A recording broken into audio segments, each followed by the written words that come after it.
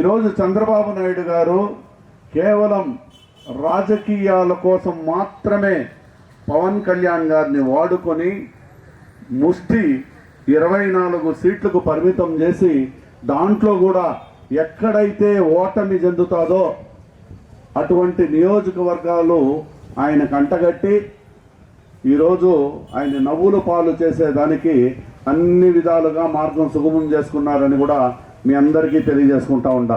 కానీ అడ్డుకోకుండా ఉంటే చిత్తూరు అభివృద్ధి ఈ రాష్ట్రం తిరిగి చూసే మరి చేస్తుండే వ్యక్తి ఆదికేశవ నాయుడు గారు.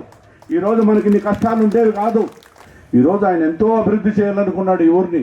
కానీ ఆయన అభివృద్ధిని అడ్డుకున్న శక్తులు 25 సంవత్సరాలు ఆయన ఎంత అభివృద్ధి చేయాలన్న అడ్డుకున్న శక్తులు ఎవరు అనేది మీ అందరికీ కూడా బాగా తెలుసు.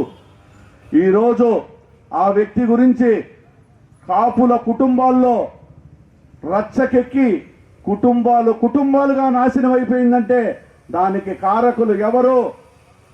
మీరందరూ ఒక్కసారి గుండెల మీద చెయ్యేసుకొని ఆలోచించాల్సిన అవసరం ఎంతైనా ఉంది.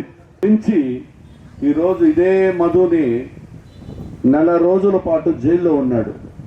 కారణం ఎవరు? ఎందుకు జైల్లో ఉండాల్సి వచ్చింది? ఇదే మధుని అదే ప్రసాద్ రెడ్డిని 4 గంటల సేపులో ఇద్దరిని కూర్చోబెట్టి మీరిద్దరూ ఐకమత్యంగా ఉండాలా, అన్నదమ్ముల్లాగా ఉండాలా అని నేను కలిపి ఈరోజు సోదరభావంతో ఇద్దరు కలుసుకొని ఐకమత్యంగా జరుగుతూ ఉంటారు. అంటే